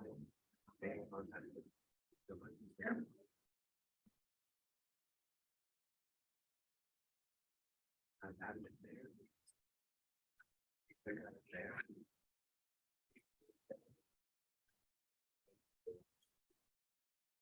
No, just keep this, make this. Yeah. So you want to start dealing with this part. I would just do one particle. Just copy this top three.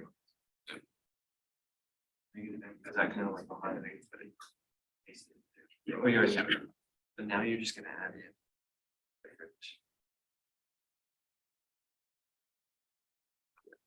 That we're gonna specify.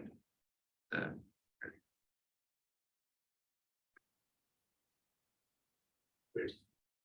It's the like 180. Right, so the information, maybe. Makes it weird. You're just gonna plug it all. Fancy.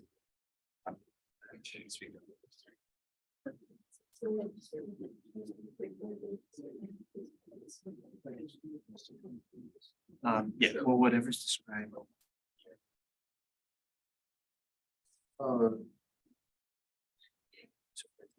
Right, electric. That's. You want to make a new steering, but that's what this is. This is. Yeah, I think.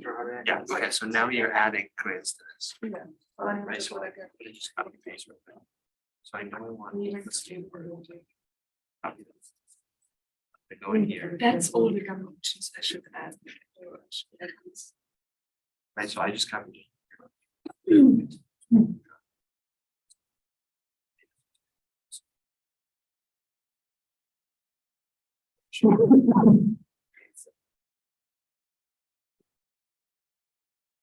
Changed. Yeah.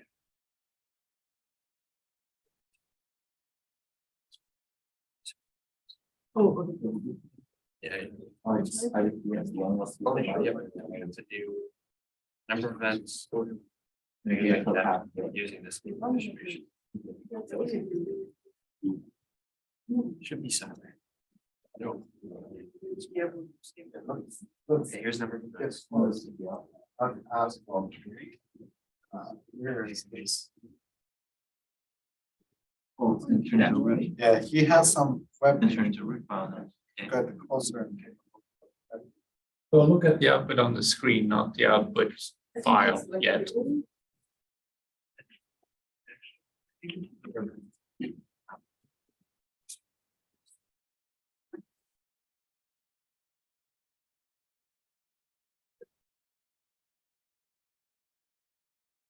Single particle simulation.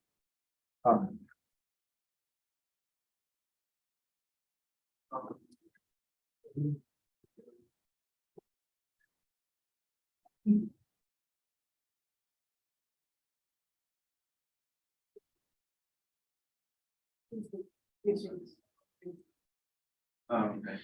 Yeah.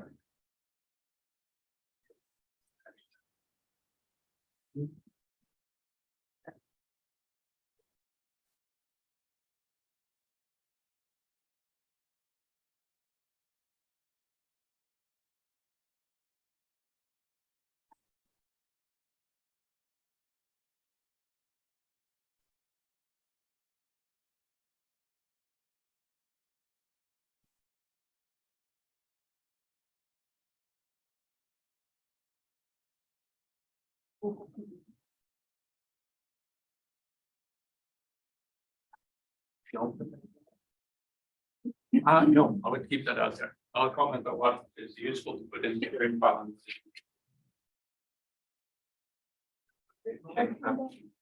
By specifying the angle. Right? Yeah.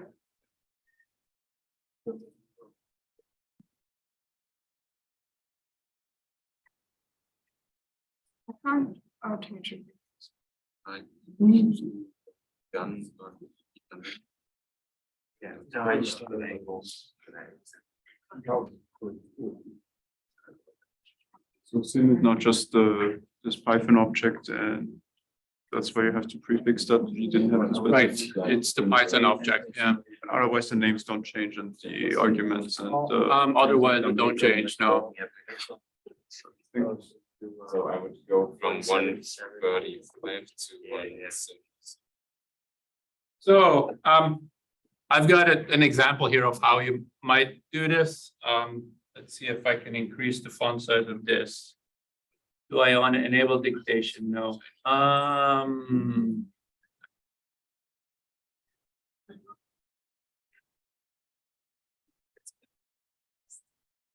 Can you read that in the back? Probably not. No.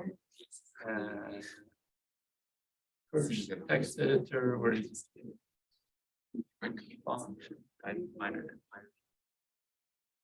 Like, there we go.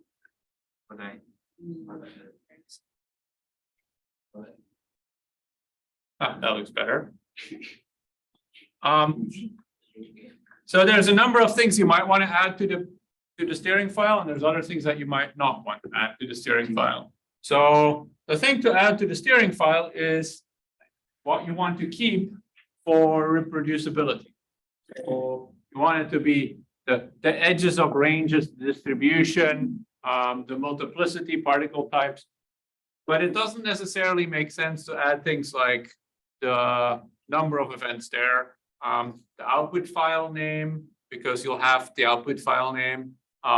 So things that you want to change, you would often just keep on the command line. So that I can use the same steering file to run for 10 events, 100 events, 1,000 events, and I can send it to someone else and have them run for, I don't know, 1,000,000 events. I've also used in a number of cases here quotes where I don't need to use quotes. So for example, I've used here 1 times GEV as a string. Oops. But I could leave that out because that's why we define units here. GEV is defined as a unit. I'm actually going to add degrees here so that I can do this with all of these angles as well. Again, there's not really any reason why you would need to do that or not do that. But one advantage could be that you can now calculate in some script, or you can do some math on this 1 GeV and 10 GeV to be able to set it to something that you might want. You can run a little loop in here or so. Okay. So why use the steering file at all? Well, this is now where the Git interface becomes useful, because I can say, well, I have my steering file. It's this file here. I'm going to stage this change, and I'm going to commit this to this repository. You know, don't do this to this repository because that's not, you know, you're not going to have write access to that anyway. I'm not gonna go through the motions because I do have right access to this. I don't want to pollute it with this file. But that's how you would keep track of the kind of input that you've given for the simulation. And you would have reproducibility, and then a year from now, you'd be able to come back and say, oh, that's what I ran on that day, because I can see I checked it in my repository with all my changes at the time. Incidentally, if we go to GitHub and you want to do these studies based on EIC shell, you can start from this repository and use it as a template. So if I, for example, have my, I don't know, let's call it DDSim endcap negative ecal studies, I can use the EIC shell repository as a template. I can create a repository from that, and then I can write all my files there, and I can do that anytime I want. And so I can start my code space now based on this repository and just write all my files there. So that's one way in which you can then make sure that you can keep track of all of those files. So again, I'm not going to do that. Okay.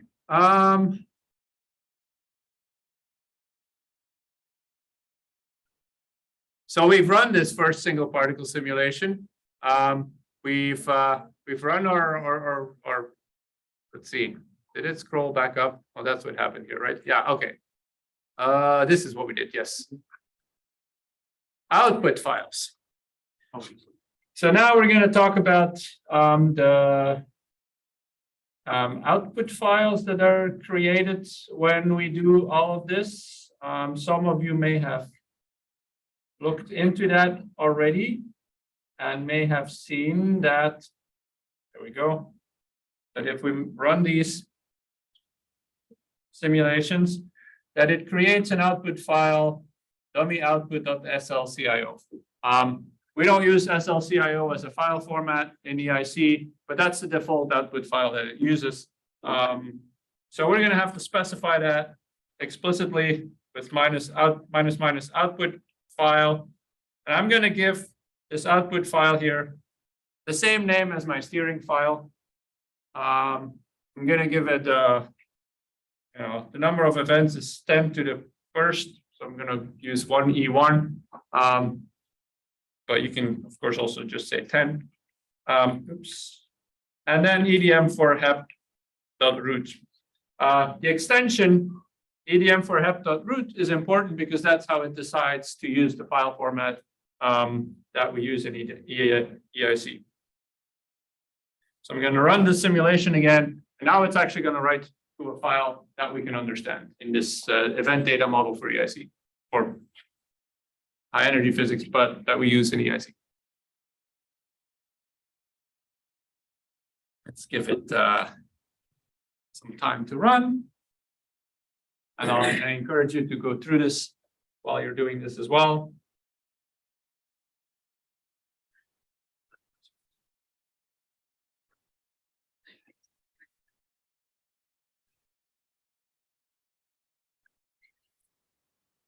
If you make a typo and you type emd for hep.root, it's still going to write a file. It's just not going to be in the right format. One way in which you can tell is that when you look at the contents of the output file, as we'll do in a second here, it will have events in capital letters. If you ever see events in capital letters, you must have made a typo in the file name. Happens to me all the time. So now we have, here it is. EE 1 GeV to 10 GeV, end cap negative, 10 events, EDM for hep.root. If we have a local version of root, we could download this file here.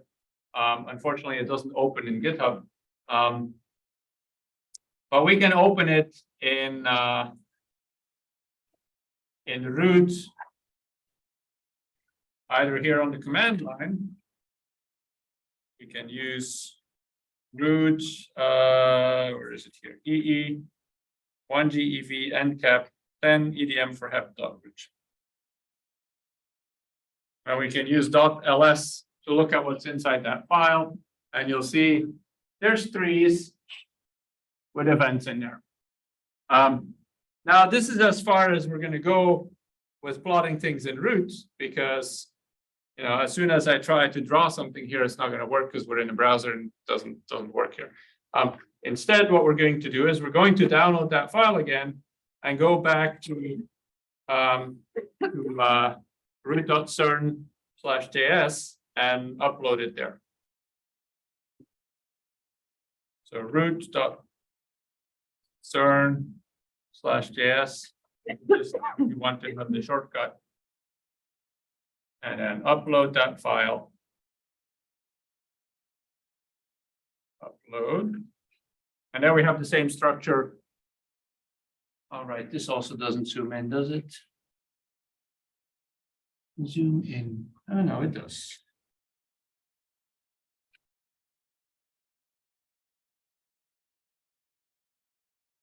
So we're going to look at that output file for some information about the simulation we just ran.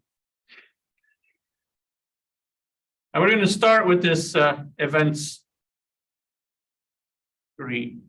Inside the events tree, so who is familiar here with root trees as a data storage format? So about 60%, okay. So root trees are very common. The other thing about root trees that you should know is that if you search for root and trees, you don't find anything that relates to physics or to biology.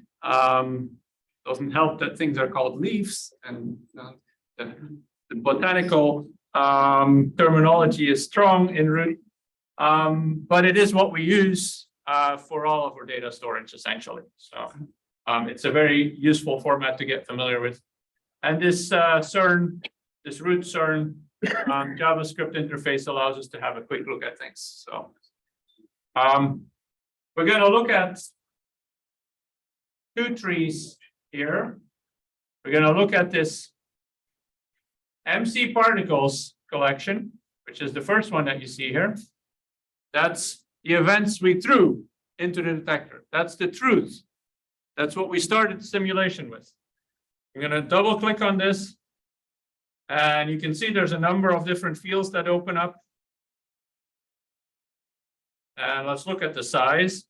That is going to be, right. This is the number of events that were generated for each particle. The number of truth events. So now you see that this is larger than 1. Even though, or 2, we threw 2 events. So we're going to have to make some changes to that, and maybe this is actually going to be a good point to come back to tomorrow. Or let's see, Fred, what do you think time-wise? Yeah, I think we're probably. Okay, we're going to round off here. Actually, tomorrow, what we're going to do is we're going to start from this, run another simulation, but add another flag to the input. Because what it did now is it stored actually a number of events that were secondaries created in the detector. And so that makes it a little bit more difficult to analyze this here without having access to ways that we can do selection here. So we'll start with that tomorrow. Okay. Questions? Yeah.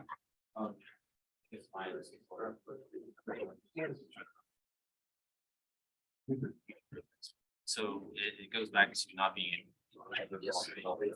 how if I do try to draw And you're using Docker, right? yes, sir. So with Singularity, I think drawing works as long as you don't use OpenGL. As long as it's not like looking at the 3D Yeah, graphic. exactly. So I'm used to using it's what does it say? I mean, it creates the default T canvas, but there is TKMs as created, yeah. And then I tested it on just. I tested it on, Okay. like, a normal system.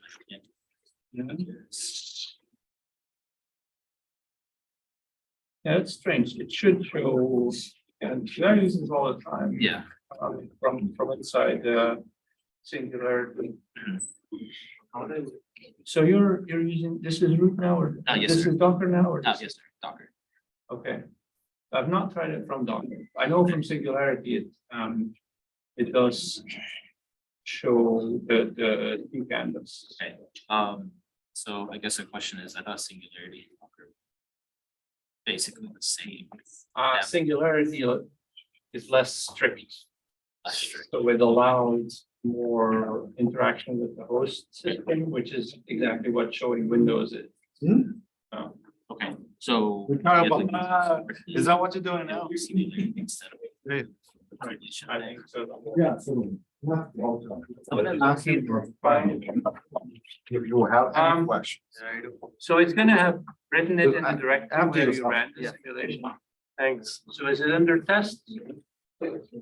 Yeah, so he confirmed Look at the that test you won't find the equivalent of the Yeah. SRC file. Because the container, it only compiles and throws these. One of them has. You always has need to make changes right, local and then. Yeah, you always have to make the changes local. So the sequence is that you will clone this from the master branch to your own branch. Then check out from your own branch.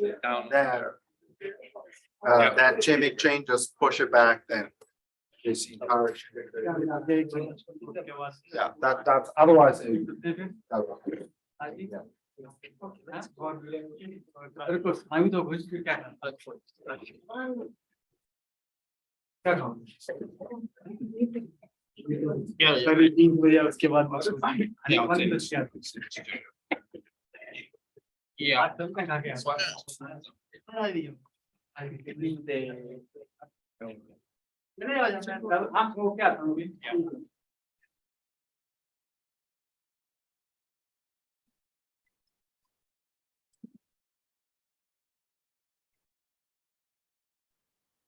Yeah, sure.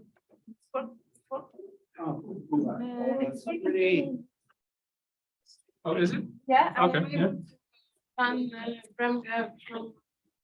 AC shell environment. Mhm. And now. Because I wasn't sure because cernip as a command returns a long path, so, but. Okay. Okay, I have to, I know. In common, I have to. Put them in my link. Then, you think it's possible to have. Well, I see. GitHub and Epic GitHub pages, the same. Everyone can use it. Also inside the IC shell? Yeah. I mean, it should be possible. I don't know how large it is. No, So. what's the procedure? Just to, for example, to create a, as we have the create sub page for this parameter generator, then readme file text in order to explain how they. So does he have already on GitHub? No, It doesn't exist yet? No, it doesn't, because it's the old one. Yeah. Now or later? It was used on those Got you. Okay, for. Thank you, yeah. So Yeah. I can just, create. See you later, It's Fred. possible. And then I. Yeah. Just You would go to write the explanation. github.com. And then here under the plus, create new repository. Okay. The first time it's gonna ask you, Mm-hmm. you would create it under your Yeah. username probably. Okay. Or it could be that, I don't know, depending on which groups you're in, you could also select the IC already. Okay, and then you can write Bremge, okay, yeah, I have this. Okay, I was, and then just make it public. okay, public, okay, and that's all. That's all, yeah, and then you can add code to it, so. Okay, okay, thank you very much. I will do it later. Alright, I got pretty late at, so, firstly, I have been running MT7 on local. yeah, I am like very surprised to see you can be run like, on online, Are you online. talking Like, Yeah. like, Media how house. do you do that? And- let me see if I sent you an stop. email. And